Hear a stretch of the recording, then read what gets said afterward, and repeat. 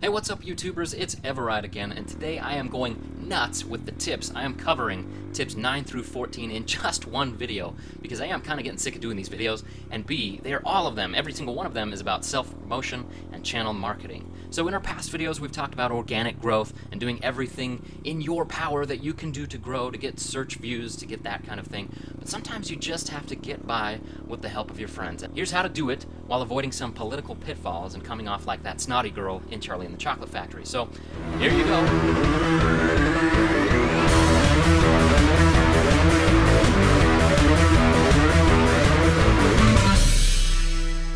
So first off, just a quick reminder that this is part of a much larger series on how to grow your channel. Check in the link in the description to start with the very first video in the playlist so you don't miss out on any of this information. It's all good stuff. So anyway, enough yakety yak, let's get started. You may want to promote yourself on forums and stuff like that. Now, I don't feel comfortable doing that because I am a poor judge of my own videos.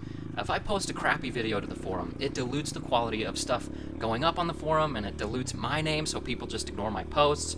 It's kind of like The Boy Who Cried Wolf, but instead of wolf, it's like, hey, watch my videos, watch my videos, watch my videos, watch my videos! And if they're good, then that's awesome. But if they're not, if you're not absolutely positive that your video is a star, is a winner, then people are going to hate you for spamming. Even if your videos are good, I've seen forum admins who've been pretty crusty about, people posting multiple videos in their forums. I've talked to a few other writers, and when it comes to a lot of Facebook groups and forums, stuff like that, it seems that too many of these groups and too many forums start out really fun with good collaborations and tips and advice and just writers being writers and buddies. But then, after time, over some time, they become just a playground, not a playground, a breeding ground for, hungry new YouTubers to spam the crap out of all their strangers with all their new and kind of uninspired videos. And it's just, it ruins a forum. It's like the takeover of the cockroaches. And I don't mean to say that new YouTubers are cockroaches. I'm just saying that it kills a forum just to have everybody, every post after post be, hey, come look at my new video, come look at my video.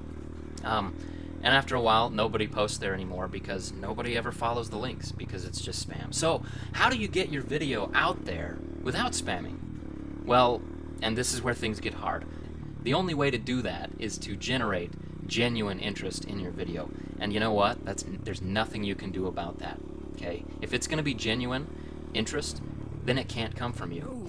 This is where content quality comes in. If you are making videos with value for your viewer first in mind, then it will get shared naturally.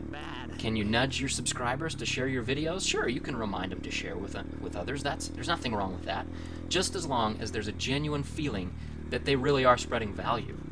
Now, the best videos are often shared without any kind of prompting from the video original post because it's a good video and people want to see it. Anyway, let's clarify. If somebody else finds something that I did and thinks it's worthy of a share, then they can post it because they genuinely liked it. They found value and wanted to share. This generates what I feel is 10 times the interest, 10 times the credibility, and it lets me focus on what I want to do most, which is making videos and not marketing them. Or dealing with trolls who want, why do you keep spamming this, whatever.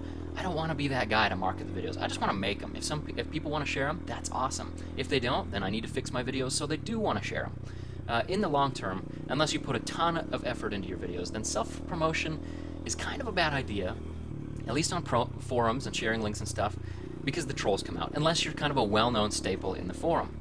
When you market your own videos, you tend to over-exaggerate. I tend to over-exaggerate. When somebody else reps your videos, they're going to be completely honest, and maybe they would throw you some sincere hype. Now, you don't want too much hype because you don't want to oversell yourself, but, if they say, hey, this is a great video, that is so much more credible than if you go and say, hey, I made this video and it's great. Now, if you have a video where you show how to do something or answer a question that somebody posts on the forum, then it's totally appropriate to share your video, and it'll probably bring a lot of traffic for a lot of years because people will find that on the forum. But to start a new thread just to post your video and be like, it's my Saturday ride, I don't know about that. I've actually done that, and I actually said, oh, this is my Saturday ride. Brought out the haters, but also I did get some, I got some people. That was like my very first moto vlog that I did, actually. It wasn't even a moto vlog, it was a music video. I'll post a link to that. Maybe spamming works for some people, but it's just kind of not my style. And once again, if people are misled into thinking your video is awesome, and then they click the link, and then watch the video, and then they leave 10 seconds in, Again, that's going to hurt your rankings and get you flamed not only on YouTube, but also in the forums. And again, it's like that boy who cried wolf. Another place you might want to plug your videos is on Facebook motovlogging pages. Now, realize this is fine, but everybody else is there to plug their videos too. And when I've posted videos on these pages, I receive almost zero response. And I think that on these pages, most people are just looking out for their own channels. Which is natural, which is fine, nothing wrong with that, but I just don't think you'll get a lot of traction unless you have something really novel. Like a guy the other day on one of these Facebook pages actually ran into a pedestrian. And I clicked it because I was like, oh my gosh, that's crazy. But then the comments on the Facebook page and on the video were like, you're an idiot for not seeing the pedestrian. I wouldn't have seen him, but anyway, you know, if it's super interesting, go ahead and post it. If it's like, this is my daily commute, then nobody's gonna click it. Alright, let's move on. I just clapped in the microphone, sorry for that. Tip number 10, we're moving right along. This is all about shoutouts. Oh my goodness, shoutouts. So many people think that shoutouts are the way to go, the way to get big, but there are so many politics involved that they don't actually net a whole lot of true, genuine fans. Subscribers are one thing, fans are another. Subscribers will fade away if your content isn't decent or it's consistently interesting. And sometimes people will hear a shout out and they'll subscribe to your channel out of respect for the person who sent them. But then they never watch another video that you ever post. I can't help but think that this hurts your YouTube rankings when it comes to what videos they'll feature to have, you know, when they have a channel with tons of subscribers but nobody's watching the content. The best way to go is to become real friends with your favorite motovloggers. Find motovloggers that ride the same bikes you do, that do the same kind of trails you do if you're off-road. You know, be friends with these people, and you cannot do this for political reasons or any of that BS. Let me tell you an honest story, okay? When I first started motovlogging, I absolutely idolized Half Throttle and Accidental Broadcast, and I still do. And I'm so glad that Accidental Broadcast continues to vlog, but so glad that Half Throttle's back on the bike. If these guys ever responded to the comment when I was, you know, brand new to YouTube, I seriously got all kinds of giddy. It was like, why are these people taking time? These superstars taking time to respond to me? You know, it was like schoolgirl, you know. And one time I sent Half Throttle a message, and he told me to respond to his email address. I almost lost it. And then he set up a group ride later that year, and he invited me, and I seriously thought I was going to die. You know, shaking that guy's hand was like shaking, I don't know, who's Batman's hand. I don't know, I think Batman's awesome. But, you know, later, you know, after the group ride, you know, I just got to know him. We hung out in a super hot parking lot for like 2 hours in the middle of the summer after we ate some burgers. We just talked motorcycles and videos, and it was one of the coolest things ever. But I realized that he's not this untouchable demigod. Well, he still kind of is to me, but, you know, he really is just a cool guy with good content. And he's just like me. He has problems, and he lost his job, and he wants to make it in business. And his bike, his beautiful GS, even needed a push start. It was epic, because suddenly, you know, this guy who was this idol to me was still an incredible guy, but he was also a real human being, and a really nice human being at that, and just somebody that I could relate to. He became not a demigod to me, but a normal guy, and that really humanized him. And now we're buds. I mean, you know, we send each other messages all the time. I wish we could ride together more. But it's just awesome. It's good, and that happens a lot. Now this is where the shiesty part of me comes in, okay? On the other hand, and I talked about this in a past video in this series, but one time I did try to play politics and suck up to a big motovlogger whose videos I actually didn't really like. He's not really in my genre, and I did this so that he might shout me out. It wasn't genuine, it was totally shiesty, and it ultimately failed, like it should, like it absolutely should. I think that he saw right through me. I think he probably sees through everybody else who tries to do that to him. You know, and sometimes I see that when people do that to me, it really bothers me. You know, even though I'm not any kind of big or special at all, I can't help but wonder, you know, how many of these people that I meet, I wonder how many of them like me for who I am or for the content that I create, and how many of these people just are looking for a shout out. When shout outs equal subscribers, and subscribers equal views, and views equal dollars when you're monetized, suddenly shoutouts equate to massive gifts in the form of passive income, which is pretty powerful. And just like everything else out there, when you start including money and politics, things can turn south and get stale and just suck the life and passion out of it really, really fast. Anyway, so don't just go kiss somebody's butt to try to get subscribers. That is the worst idea ever. If you want to collaborate with somebody, if you want to get to know somebody, then legitimately get to know them. And you know what? If you're just talking to a guy who's got a really big channel just because he's got a big channel, you're not going to build a genuine friendship. You're just going to come across fake, just like I did. So anyway, guys, don't do that. this community is about so much more than views and subscribers and stuff like that. There are really cool people out there. It doesn't matter if they've got a gigantic channel or a really tiny channel. There are really cool people out there for you to meet, and that should be your main focus. Now, obviously, this series is how to grow, and so let's get back on track and talk about how to grow. Anyway, made a lot of awesome friends on YouTube, and some of these are big motovlogs, some of them are just starting out, some of these guys don't even motovlog at all, or are just barely getting into it.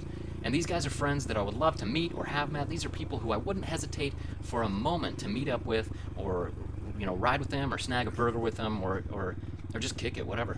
And I'm not sure if they like or share my videos, and I really don't care. It's pretty much guaranteed that when one of my good But here's the thing, it's pretty much guaranteed that when one of my good friends posts a video, I'm going to, give it a thumbs up, I'm going to leave a comment, and many times I will share it with, my little Facebook following. And these friends that I've met, we send messages pretty regularly, and motorcycling usually isn't the topic. I was gonna say first names, but I think you guys, who are watching this video, and you know who you are, these are friends who, I wouldn't know if it weren't for YouTube. I would even, this is how crazy it is, I would even consider calling some of these guys on the phone, which, if you know me, is absolutely nuts. And if any of these guys asked me to share a video or shout out or promote for them, I would do it. Not because they shouted me out or did something for me politically, but because we're friends, and I'd love to see their channel grow, just like everybody who's watching this video. I would love to see our genre grow. I would love to see your video be successful. So, maybe instead of looking for a shout out, you could come up with a cool community effort between a few different vloggers, like a group video or a partnership. Those always get me super stoked, and it's much more genuine than, that, hey, go check out so-and-so's channel because he also rides a motorcycle and talks to himself in his helmet. That just doesn't pan out so good sometimes. Collaboration projects are fun, and they not only grow the community and share audiences between vloggers, but they also make groups of riders more tight-knit, which is a really good thing. Meetups and group rides are always fun, and they should be the very core of why we do this whole motovlogging thing. Now, is it wrong to do a group ride or do a meetup and hope for a shout-out from a bigger channel? I think it's kind of inherent to get excited that they might help you grow your channel a little bit. However, if that's your sole motivation to meet them, then they will see right through you, and then, it'll end up being canned. So be yourself and have fun. When I've met people in real life, I get starstruck. Even every single guy that I rode in Moab with, regardless of how big their channel size or what kind of bike they rode, I felt like I was meeting superstars. It was like, I can't believe I'm finally riding with these people, like meeting these legends in real life. Anyway, so when it comes to meetups, everybody gets excited about channel growth. Some people will deny that they want their channel to grow, but I think everybody likes to feel that their content is appreciated. And it's not a bad thing to want your channel to grow. It's not a bad thing or an evil thing. It's not cool to be underground. It's not a bad thing to want to make money from your channel. It's natural and it's exciting, and it's not bad to want success from this. But keep a level head though, because the ultimate success when it comes to motovlogging is being in a great community and making great friends both online and off. Anyway, back to shoutouts. Let's say the shoutout comes your way and people subscribe to your channel on blind faith because they admire and respect the YouTuber who shouted you out.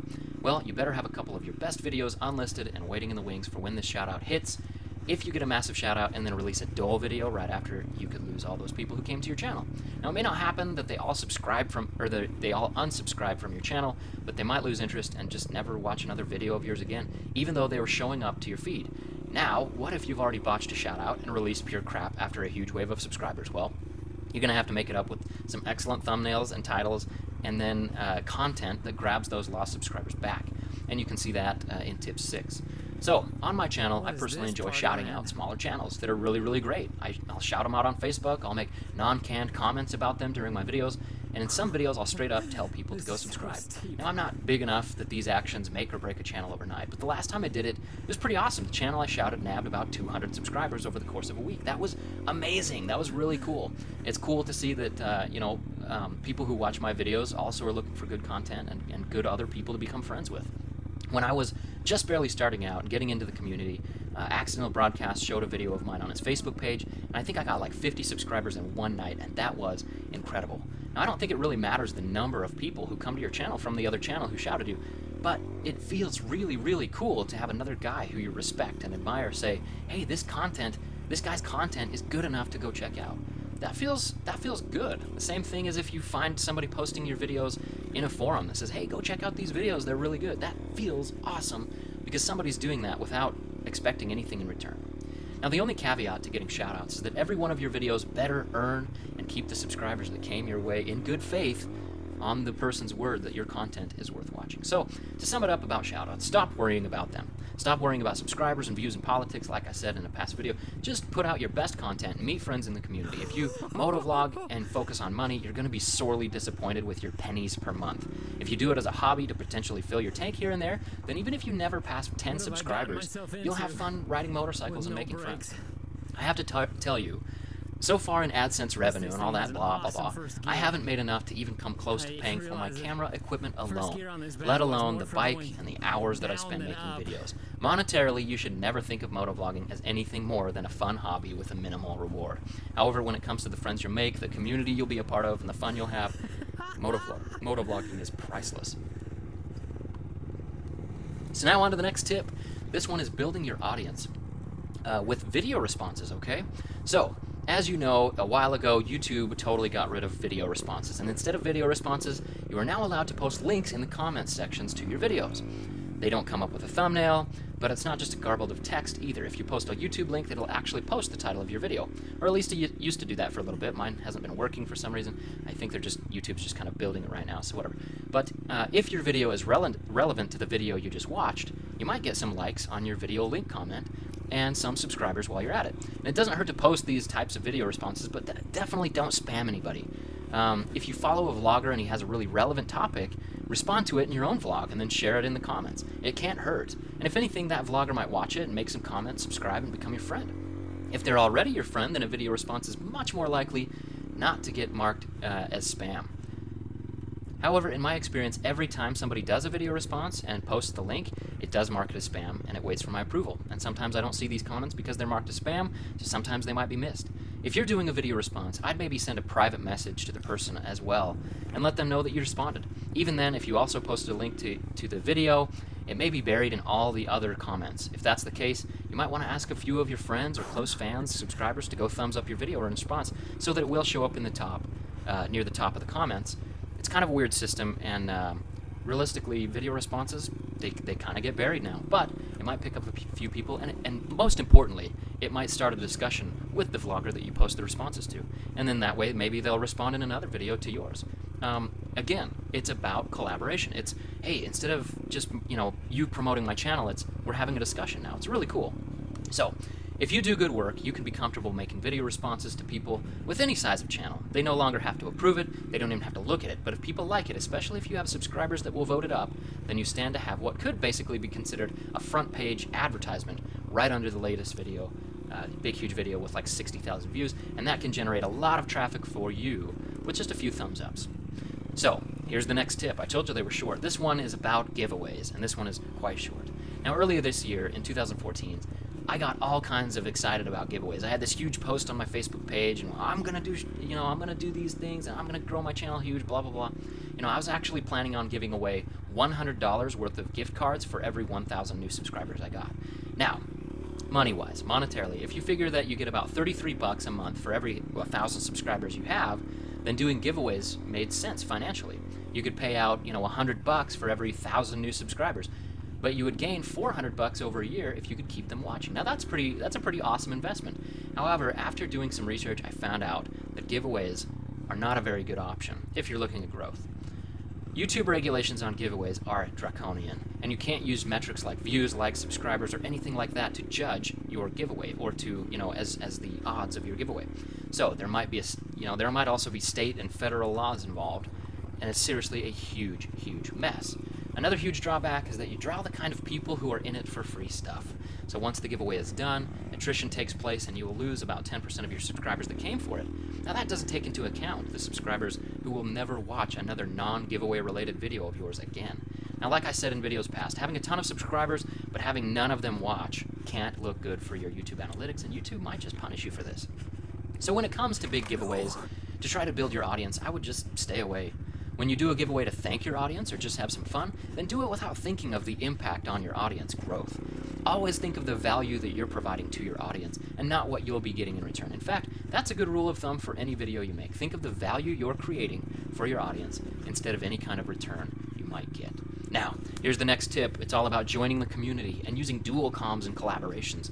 So one thing that you must do, and should want to do anyway, is be a part of the community. Start making comments, like videos, make video responses, shout people out, make friends, give sincere compliments to moto vloggers that you really do like, join Facebook groups, and above all, stay positive. People who go on Facebook to complain all the time or whine because their channel's not growing or whatever, or they're pissed off at people who are growing, they are considered trolls. And people are drawn to positivity and not negativity, all right? So one way to grow your channel is to simply ask for other moto vloggers, bigger or smaller, to take a look at your channel. Now, you definitely don't want to spam them, once again, but it never hurts to ask. Do it in a really creative way, like leave a video response in the comments about how much you appreciate their content. Don't be insincere and don't use flattery, but if you legitimately like a vlogger, then it can't hurt to show some appreciation and maybe a thank you video or a little encouragement or a sincere shout out to show them that you appreciate their content. My good buddy Mac, also known as Captain Licorice, he never told me, but he had a video where he mentioned me and said some really kind things. He didn't do it so I'd notice him. He never told me about it, but he just did it to do it. I actually ended up finding it, and I liked his vlog, so I subscribed. It wasn't long until I learned that his content was absolutely hilarious, so I super subscribed him and get notifications whenever he uploads. Now I faithfully watch him. That all came about because he's just a nice guy. I mean, I think he wanted some stickers, and so I was like, oh, here's a vlogger, wants some stickers, I'll check him out. Another great way to grow your audience by being a part of the community is to host and ask for dual comms or dual vlogs. If you can vlog with another vlogger about a certain topic, even if you don't have direct communication, this can grow your audience. If you can pick up a Cena and do a call via your phone while you ride, then that's a win for everybody. Using Hangouts is also a really good way to move forward with some buddies, but don't use them too often because they can burn an audience out really fast. When you do a dual vlog or a conference or a Google Hangout, you're basically sharing audiences, and both vloggers involved will grow bigger. However, you can't just go and ask huge vloggers to dual vlog with you. You'll need to build a relationship first and find some common ground. Even then, they may not have time to do it, and they may not want to edit it. People are extremely busy, so like I said, the odds aren't good that you would be able to do a dual vlog with a large moto vlogger unless they're a personal friend. On the other hand, if you ask somebody that is about your same size to do a dual vlog or a collaboration project, then you're in business. If you have 5 subscribers and they have 5,000, are they going to get anything out of it? Nah, you know, who knows? Who's going to do the editing? Who does the work for the whole project? Whose channel does it go up on? Keep all that in mind. If you both stand to gain from the experience, then that's all good. Then again, if you've got no subscribers and you send a message that's like, hey, I just met you and this is crazy, but let's make a collab video and promote me maybe. That's not going to work very often. However, say you run a small channel and you have an important topic to address, and say a large vlogger addresses that same topic. It wouldn't hurt you to approach them and say, hey, we're both raising awareness for XYZ. Do you mind if we do a dual vlog together about this? And if you've been a genuine fan and built a relationship with that vlogger, then it probably will work. Another thing you want to make sure you're doing is building a tight network of close friends. Find the people who are most like you, with similar audience sizes and smaller niches. Invite them to private Facebook groups and discuss strategies and do Google Hangouts and plan rides and events and come up with dual comms and collaboration videos and all that stuff. And when you do this, everybody grows and everybody wins. And when you consistently mention one another in your videos, a subscriber for one can turn into a subscriber for all. And more importantly, they might start vlogging and become a great friend with everybody. So get in there and make some real friendships and enjoy the company. I've only got one tip left now. I hope you've enjoyed the series. You know, if I could give you some personal advice for all this, it's basically just be yourself and look for what you'd look for in real life. Real friends. Not people to manipulate and try to give you subscribers and shoutouts, but real people that are going to be your friends. It doesn't matter if they have a huge channel or a small channel. Friendships really is, you know, what this is all about. You guys, thanks again for watching. I really do appreciate it. Good luck in all of your YouTubing endeavors, whether you want to grow big or just make some friends. Anyway, this is long enough. I better cut it off. I really do love and appreciate every one of you. Thanks for watching. eveRide out.